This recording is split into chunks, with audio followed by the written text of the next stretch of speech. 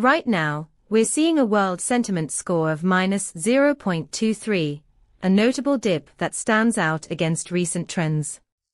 This negative sentiment is counterintuitive, especially with a momentum of plus 0.38 over the past 24 hours. Usually, you'd expect positive sentiment to accompany rising momentum. Our API provides a comprehensive view of this anomaly, returning insights like topic sentiment, momentum, and semantic clusters that highlight the prevailing themes in the data.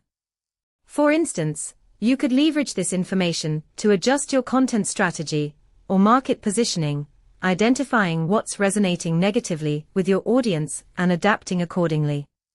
If you're ready to dive deeper into the details, check out our documentation at pulsebit.lojenterprise.com/docs.